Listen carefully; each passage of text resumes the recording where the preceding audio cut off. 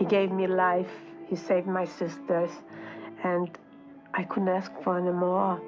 Anybody who was related to us in Poland had died at the hands of the Nazis, and we were the only ones that survived.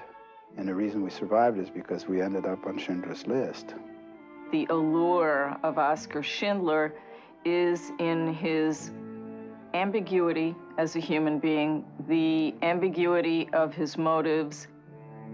He saved them not because he was at the beginning kind-hearted, good, noble, moral, and the like, but because on a very deep level he developed a human attachment to these people. You know, he bribed everything. He did everything with money or with gifts or whatever he did. And he accomplished it. He was, to us, he was an angel.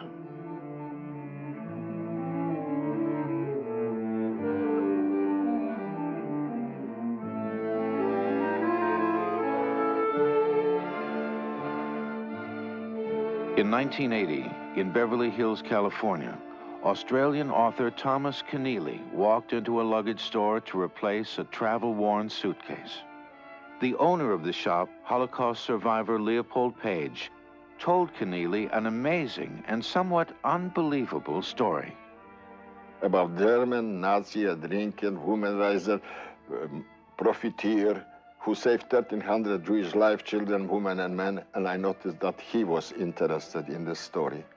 I knew that the story of Oskar had all the right ingredients because people love paradox, and the paradox of the scoundrel savior is one of the contradictions that people most love. That chance meeting led to Schindler's List, a best-selling, award-winning book. From that came an Oscar-winning motion picture by Steven Spielberg that would be seen by hundreds of millions. It's a tale of a man who'd witnessed the enormous evil perpetrated by his own people, a man who found the humanity and courage to oppose it. Oskar Schindler's life began on April 28, 1908. Oskar was born and raised in Zwickau, Czechoslovakia, part of an area known as the Sudetenland. Zwickau was just over the German border, and many of the townspeople, including the Schindlers, were of German descent and considered themselves German.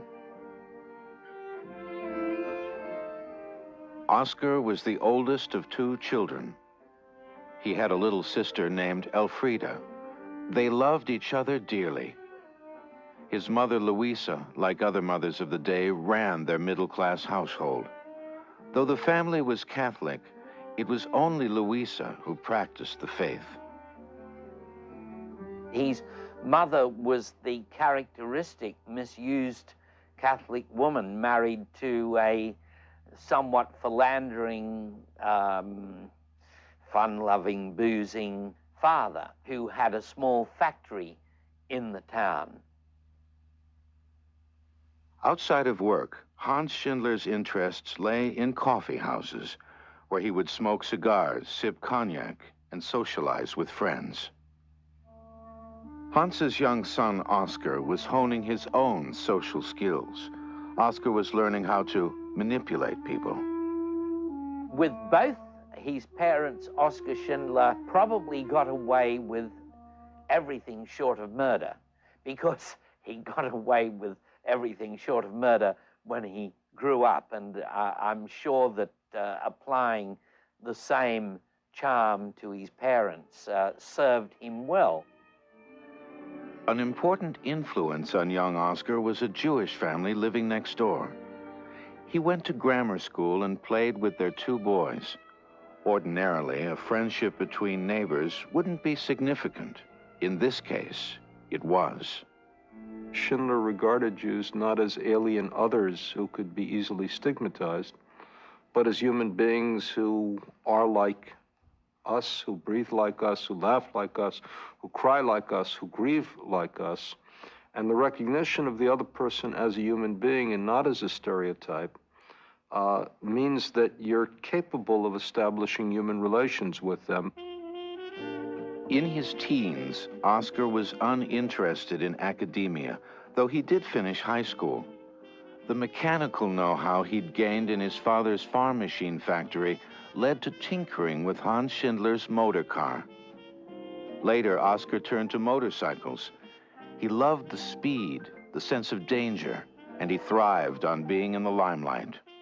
He was participate in the car races, and he was a very good driver and even got lots of awards as a driver. In school, he was in every play and he has to have the major role. And he was charmer, and the girls was after him. Oskar had many girlfriends. Then, in 1928, at the age of 20, he appeared to settle down. After a whirlwind courtship, he married a gentleman farmer's daughter named Emily Pelzel. Emily had been schooled in a convent and was as reserved as Oskar was reckless. Oskar received a sizable dowry when he got married. According to Emily, he soon bought an expensive car and squandered the rest. He wanted to be rich, and he wanted sexual gratification, quite frankly. So they were his ambitions. A good time, he had the ambitions not of a philosopher, but of a hedonist. In the early 1930s, Oskar entered the military, serving in the Czechoslovakian army.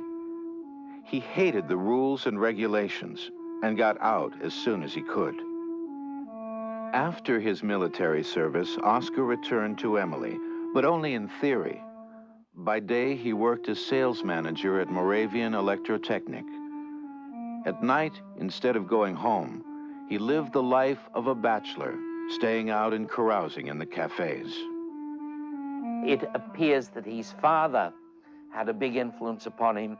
His father was an unsatisfactory husband, as Oskar was, and Oskar was appalled by his father's behavior towards his mother.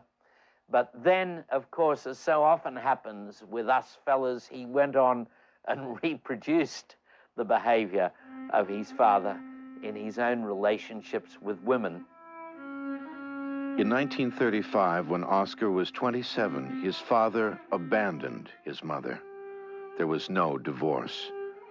3 years later, she died, alone and broken-hearted.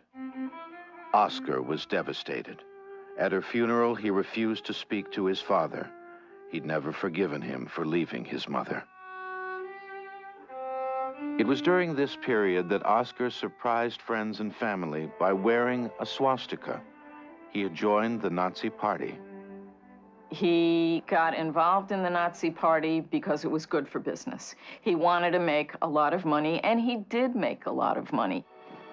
As the National Socialist Party in Germany continued to expand under Adolf Hitler, newcomers were avidly sought after. Oskar signed on with the Abwehr, the German intelligence agency.